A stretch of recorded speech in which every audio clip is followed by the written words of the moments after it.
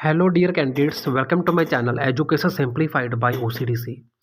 सो अगर आप भी Baba Farid university of health science, PGI, D triple S B या किसी भी अन्य इंस्टीट्यूट के लिए रेडियोग्राफर एग्ज़ाम की प्रेपरेशन कर रहे हैं तो ये वीडियो आपके लिए है। कंप्लीट स्टडी मटेरियल आप रेडियोग्राफर एग्ज़ाम के लिए परचेज कर सकते हैं बहुत ही वाजिब फीस देकर। उसके लिए आपको संपर्क करना होगा 9876371788 पे। इस वीडियो में आपको देने जा रहा हूं मैं 15 demo questions for your radiographer exam. तो करते हैं शुरू। Question number 1।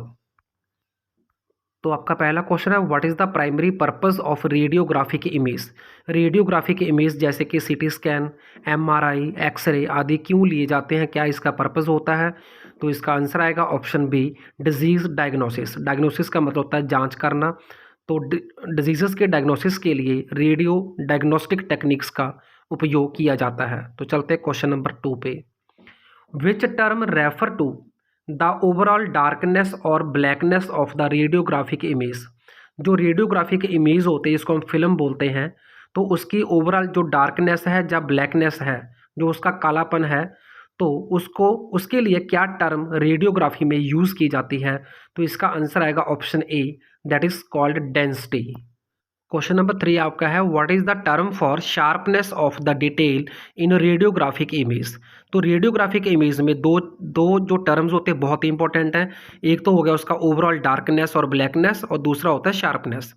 तो ये दोनों मिलकर इमेज की जो क्वालिटी होती है उसको निर्धारित करती हैं। तो शार्पनेस के लिए जो टर्म यूज होती है रेडियोग्राफी में उसको बोलते हैं resolution. Question number 4, the radiographic term for difference in density between adjacent area on an image is called. तो एक फिल्म या एक इमेज के ऊपर जो रेडियो डायग्नोस्टिक इमेज होती है उसके ऊपर जो दो बिल्कुल साथ वाले क्षेत्र होते हैं जिसको बोलते हैं एडजेसेंट एरिया, तो दोनों में जो डिफरेंस होता है उसके लिए क्या टर्म यूज होते हैं? तो इसको बोलते हैं contrast. Option B is the right answer for question number 4। Question number 5, which imaging modality provide high resolution cross sectional image of the body. तो निम्नलिखित में से कौन सी ऐसी इमेजिंग मोडेलिटी है जो बहुत उच्च रेजोल्यूशन, बहुत ज़्यादा रेजोल्यूशन और क्रॉस सेक्शन इमेज प्रोवाइड करती है हमें बॉडी की? तो ऑप्शन आपके पास है एक्सरे, अल्ट्रासाउंड, कंप्यूटर टोमोग्राफी या फिर मैग्नेटिक रेजोनेंस इमेजिंग। तो इसका आंसर आएगा ऑप्शन सी, कंप्यूटर टोमोग्राफी, जिसको बोलते हैं CET scan. Question number 6, which term describe the apparent increase in the size of object on a radiographic image. तो रेडियोग्राफिक इमेज के ऊपर किसी भी ऑब्जेक्ट के साइज को इंक्रीज करने के लिए कौन सी टर्म रेडियोग्राफी में यूज़ की जाती है? तो उसको बोलते हैं ऑप्शन डी, मैग्निफिकेशन। तो मैग्निफिकेशन का मतलब होता है किसी छोटे ऑब्जेक्ट को बड़ा करके दिखाना। Question number 7, which imaging technique uses radio frequency signals and magnetic field to create detailed image of soft tissue. निम्नलिखित में से कौन सी रेडियोग्राफिक टेक्निक है जो रेडियो फ्रीक्वेंसी सिग्नल्स को और मैग्नेटिक फील्ड यानी कि चुंबकीय जो क्षेत्र होता है उसको यूज़ करती है ताकि वो सॉफ्ट टिश्यू की डिटेल्ड इमेज को क्रिएट कर सके? तो ऑप्शन है आपके पास एक्सरे, अल्ट्रासाउंड, कंप्यूटर टोमोग्राफी या फिर मैग्नेटिक रेजोनेंस इमेजिंग। तो आंसर आएगा option D, MRI, that is magnetic resonance imaging. Question number 8, what is the term for abnormal mass or growth that appear radiographically darker than the surrounding tissue। जो surrounding tissue के comparative उसकी तुलना में ज़्यादा dark दिखाई दे तो ऐसे abnormal मास को या ऐसी ग्रोथ को क्या बोलते हैं रेडियोग्राफी में? तो आंसर आएगा ऑप्शन सी, ट्यूमर। ट्यूमर दो प्रकार के होते हैं, एक बिनाइन ट्यूमर होता है और एक मैलिग्नेंट ट्यूमर होता है। और जो मैलिग्नेंट ट्यूमर होते हैं इसको यूजुअली कैंसरस माना जाता है। तो चलते अगले क्वेश्चन पे। Question number 9, in radiography what is the purpose of contrast agent. तो रेडियोग्राफी में कॉन्ट्रास्ट एजेंट का क्या पर्पस होता है, क्या उद्देश्य होता है? तो इसका आंसर आएगा option C, to enhance visualisation of internal structures. Body के अंदर की जो संरचनाएं होती हैं उसकी दृष्टि को, उसके विजुअल फील्ड को एनहांस करने के लिए कॉन्ट्रास्ट एजेंट का उपयोग किया जाता है। Question number 10, which of the following is common radiographic projection used for imaging of the chest. तो चेस्ट की इमेज लेने के लिए कौन सी रेडियोग्राफिक प्रोजेक्शन का उपयोग किया जाता है?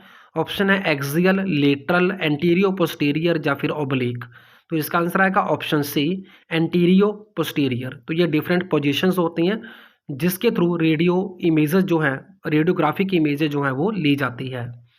तो हर ऑर्गन की बेस्ट इमेज के लिए डिफरेंट एंगल्स होते हैं, डिफरेंट पोजीशंस होती हैं। तो इसके क्वेश्चन आपको बहुत ज़्यादा पूछे जाने की प्रोबेबिलिटी है आपके रेडियोग्राफर एग्जाम में। Question number 11, what term refer to the alignment of x-ray tube, image receptor and anatomical part in radiography? तो कौन सी टर्म यूज होती है अलाइनमेंट के लिए जब एक्सरे ट्यूब को, इमेज रिसेप्टर को यहाँ पे इमेज बननी है और जिस पार्ट की इमेज लेनी है उस एनाटॉमिकल पार्ट को, तीनों को अलाइनमेंट में रखा जाता है। तो उसके लिए जो टर्म का उपयोग होता है that is called positioning. So the answer आएगा क्वेश्चन नंबर 11 का। Question number 12, the term grid in radiography is use to reduce scatter radiation and improve dash. So इसका अर्थ हुआ कि रेडियोग्राफी में जो टर्म ग्रिड होती है उसको किसके लिए उपयोग किया जाता है? तो एक तो होगा रिड्यूस स्कैटर रेडिएशन, यानी कि जो स्कैटर, यानी कि जो बिखरी हुई रेडिएशंस होती हैं, किरणें होती हैं, उसको रिड्यूस करने के लिए। और दूसरा होता है कि कंट्रास्ट को इम्प्रूव करने के लिए। सो सेकंड आंसर आएगा आपका क्वेश्चन नंबर 12 का ऑप्शन बी।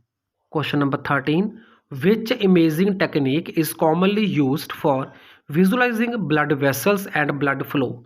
बॉडी के अंदर blood vessels that is arteries, veins और कैपिलरीज को देखने के लिए और उसके अंदर के ब्लड फ्लो को देखने के लिए कौन सी टेक्निक का उपयोग किया जाता है? तो इसका आंसर आएगा option C, magnetic resonance angiography, MRA.